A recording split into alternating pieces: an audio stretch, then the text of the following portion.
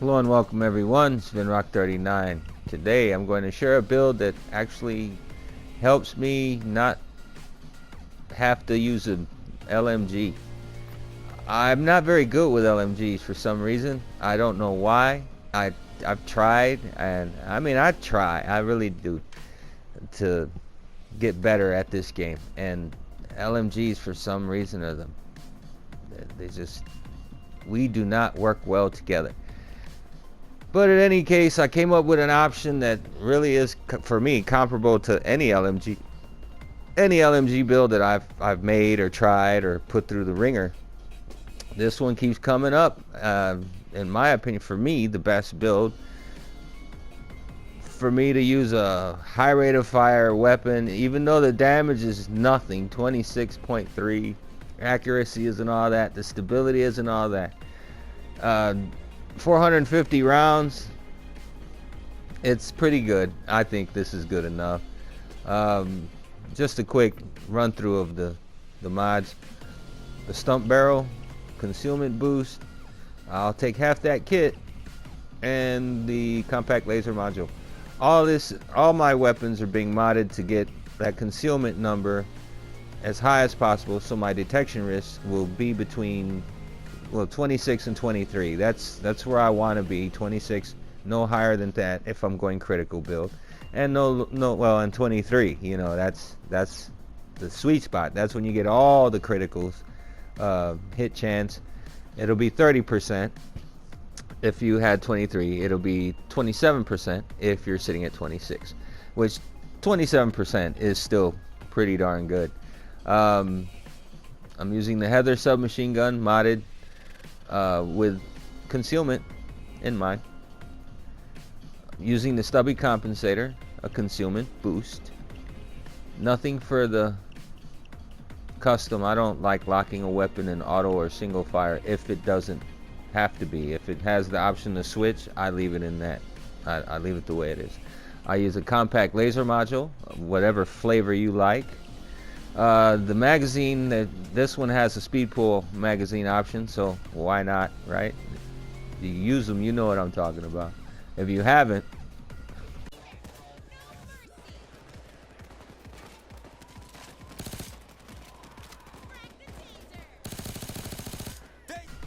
they're fast.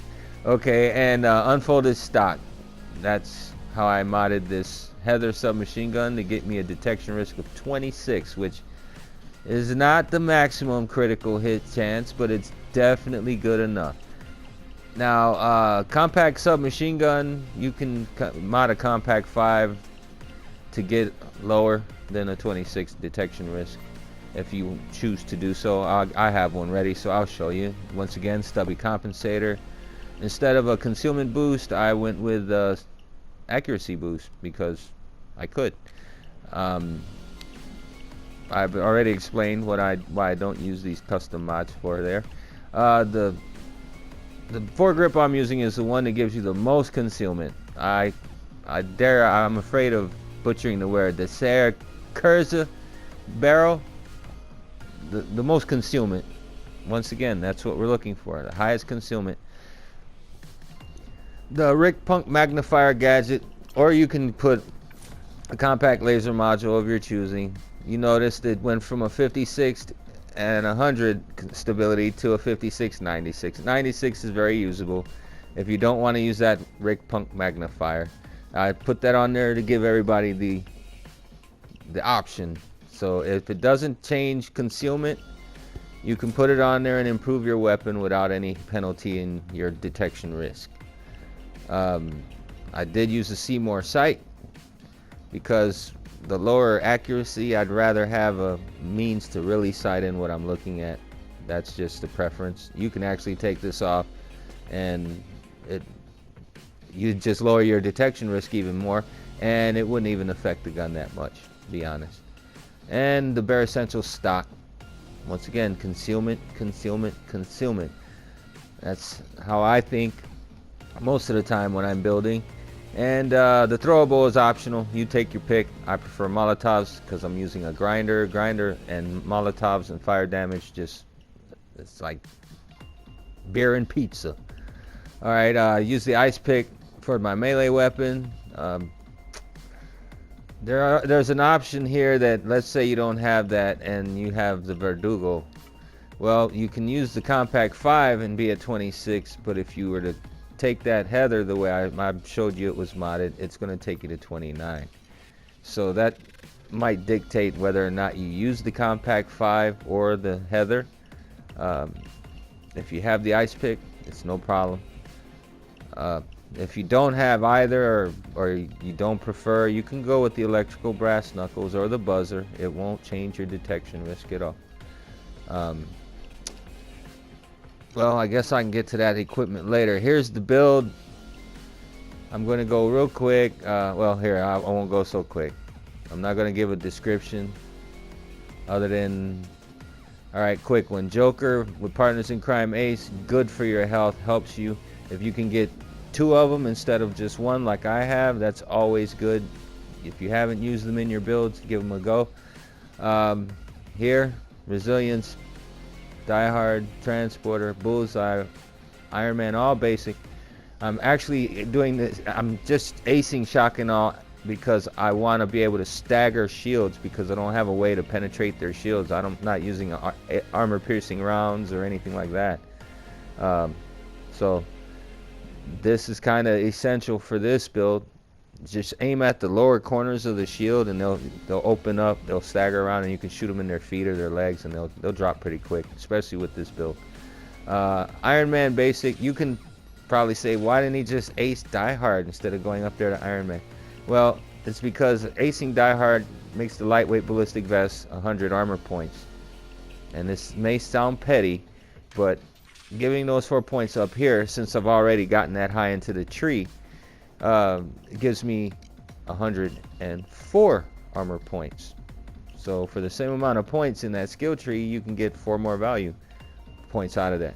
Now if you're using Stoic, let's say you want to use Stoic with this crazy build, don't use Bullseye because Stoic doesn't have armor to regenerate. So I would give myself Resilience Ace, so the flashbangs are no longer a problem for you, and go back to Iron Man basic. But if you're using it, Grinder, or if you don't like using Bullseye, I just showed you a way to use those 3 points somewhere else in this particular branch. Yeah, ammo specialist, I take Scavenger basic. That's a good skill for 1 point. Go wrong not taking it, trust me. I do like Jack of all trades Ace. This is 12 points. You can find a better use for that 12 points. Feel free. These are your builds. I'm not trying to tell you this is how it needs to be.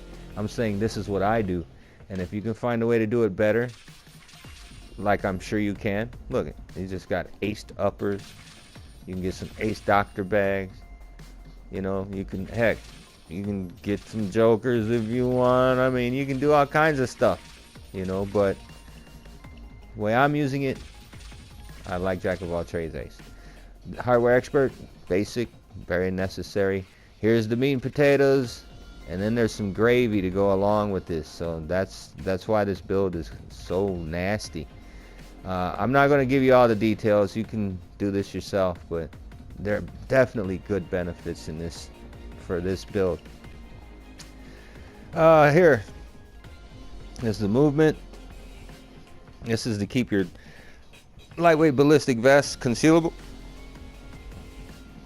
Here's the gravy for the meat and potatoes. The low blow ace with a detection risk of 26 or lower.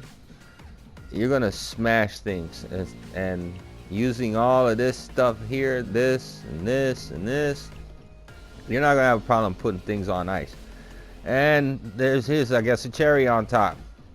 Acing hell value target makes other enemies or specials in LoL, when you mark them, they take more damage and they stay marked a lot longer. So when you're spotting snipers and shields and everything, whoever's shooting at them is going to get way more damage on them because you marked them than if you don't mark them. So that's a plus, especially in higher difficulty. Let the driver know you're ready to move. Shit! It's a lookout! Okay, cops have set up a 3-block perimeter. The hard way through is the only way, so your boots on the...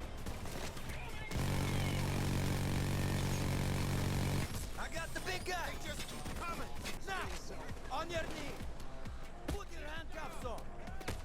Keep your head down. Get your hands up.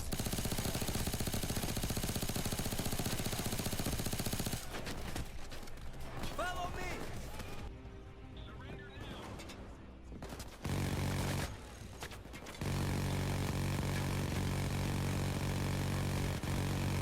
Medic is down.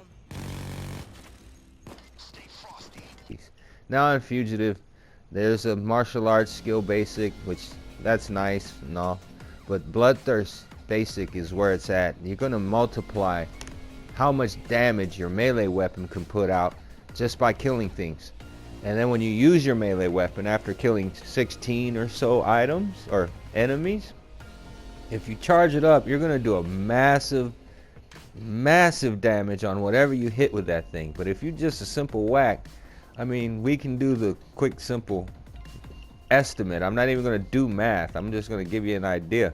70 times 16, that's what it'll hit with one hit. And if you don't kill anyone, every hit that you strike them with until you've killed someone with the melee weapon is going to be 16 times 70.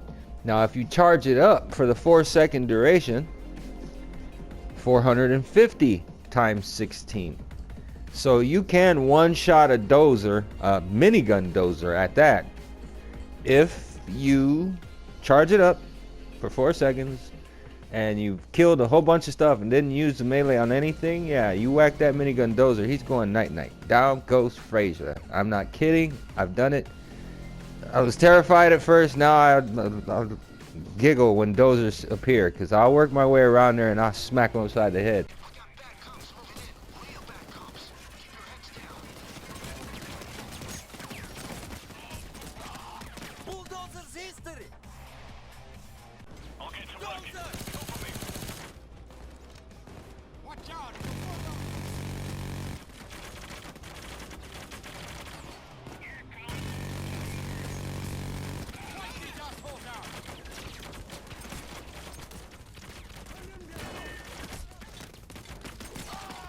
Got the dozer. And it works. It really does. Now, Jack of all trades gives you the option to bring a couple things instead of just one, doctor bag or first aid kits or ace doctor bags or ace first aid kits or ace ammo bags, whatever. So if you're going to bring something that has multiples and you want as many of them as you can bring, put them in the primary and put your doctor bag and your ammo in the secondary slot. Just a little hint or a tip. Aside from that, I think everything's done. I don't have to give you too much. Oh, and the armor is a lightweight ballistic vest. You could probably run this build without the armor. You can go with a 2-piece suit, and that just saves you some points here. You can use these 4 points somewhere else if you want to run it with just the suit. It's totally possible. I'm not saying it isn't. I'm just saying I'm giving you guys and ladies maybe something, a direction to look. Whether or not you choose to go there is up to you. That being said, I hope this proves useful, and as always, take care, be well, and good games everyone.